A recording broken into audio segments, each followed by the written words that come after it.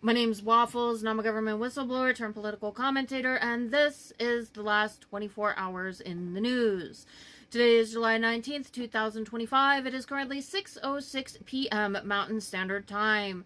Here are the top U.S. news highlights from the past 24 hours. At least 30 injured in L.A. club incident. A vehicle plowed into a crowd outside a nightclub on Santa Monica Boulevard in Los Angeles early Saturday, injuring at least 30 people, with 7 in critical condition and 6 seriously hurt. The driver was subsequently shot by bystanders and taken to the hospital. His condition is unclear. U.S. aid cuts stall global water projects. A Reuters investigation revealed U.S. foreign aid reductions have left 21 water and sanitation initiatives unfinished across 16 countries. In Kenya, half-built irrigation canals and uncapped water towers are increasing flood and health risks, threatening millions who previously counted on U.S. funding.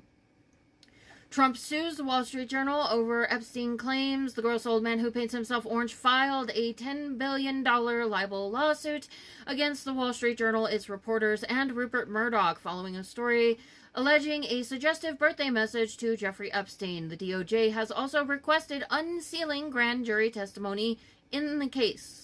Colbert's show was axed amid a late-night shakeup. CBS canceled The Late Show with Stephen Colbert, citing poor economics, $40 million in annual losses, and declining ad revenue. Colbert's accusations of political interference have fueled debate over whether his show's end was influenced by agendas focused on the gross old man who paints himself orange.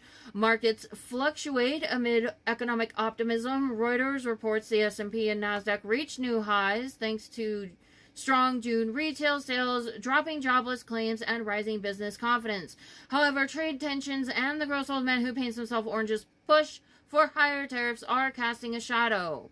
This is what the stock market close looked like yesterday. The S&P 500 opened positive and closed negative. The Dow Jones Industrial Average opened positive and closed negative. Invesco QQQ opened positive and closed negative. On Friday, the S&P 500 edged slightly down, closing at 6,296.79, a marginal loss of about 0.01%. The Dow Jones Industrial Average dropped approximately 0.32%, finishing at 44,342.19. Nasdaq Composite rose modestly, gaining 0.05% to reach 20,895.66, marking a new closing record. Despite mixed daily performance, it was a relatively calm day following record-setting highs earlier in the week, buoyed by strong earnings and cooling inflation expectations. Q2 earnings caution. Companies issued more cautious outlooks, leading to profit-taking, especially in tech. Tariff and trade concerns, ongoing U.S. trade policy uncertainty, copper, semiconductors, for example, continues to weigh on sentiment. Bond yields and sector rotation, mild increases in treasury yields, pressured growth-oriented techs, favoring a shift towards value and energy.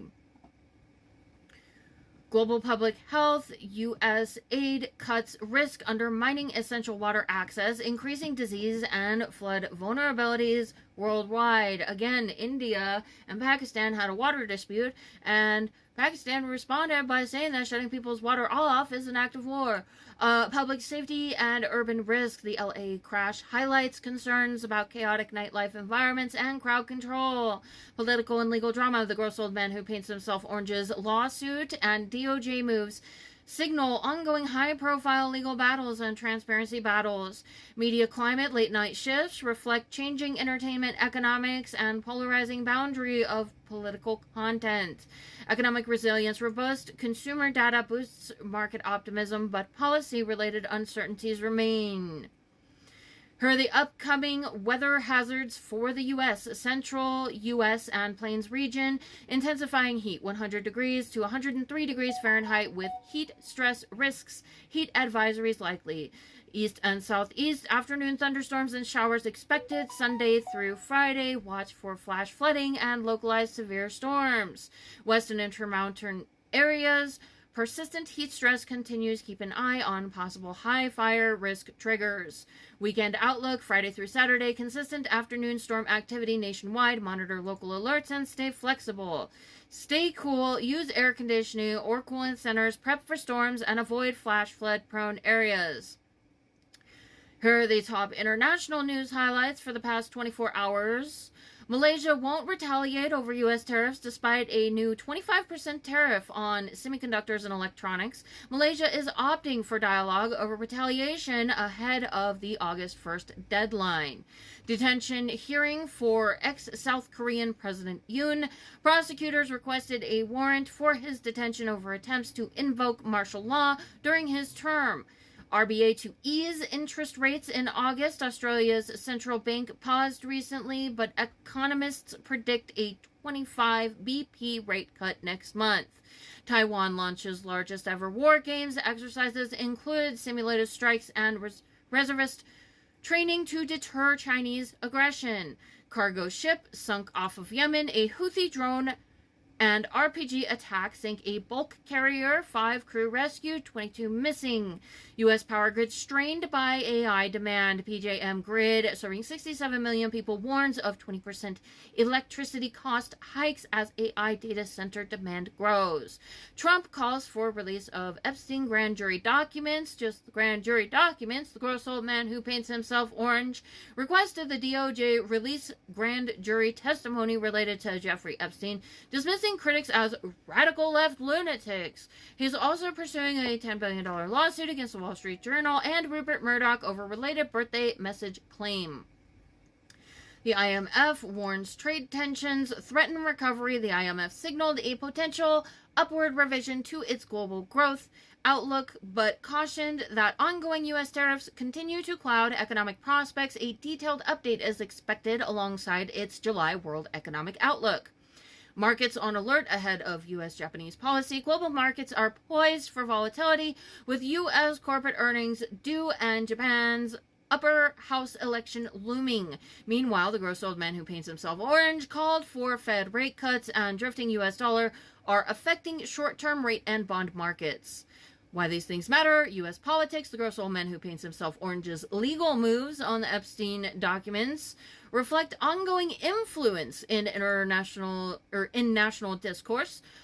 Global stability, the IMF highlights the fragility of recovery amid raising trade friction. My name's Waffles. I'm a government whistleblower turned political commentator. These are the last 24 hours in the news. I am a U.S. citizen using my First Amendment right to freedom of speech and freedom of the press to express my thoughts and opinions regarding political affairs, as it is my right to do so as a U.S. citizen. And I would still like to know what happened to the $2 to $3 trillion that went missing through our federal agencies between the years of 2020 and 2024.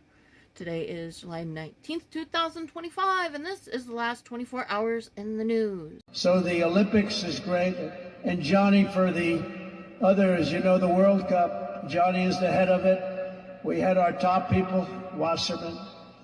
They all came in on the Olympics, and then I saw Johnny, and we got the World Cup too. And it's only because they rigged the election that I'll be your president representing you there. I got both of them. I got the Olympics and I got the World Cup. And I said, it's too bad. One was in 2026 and the other was in 2028.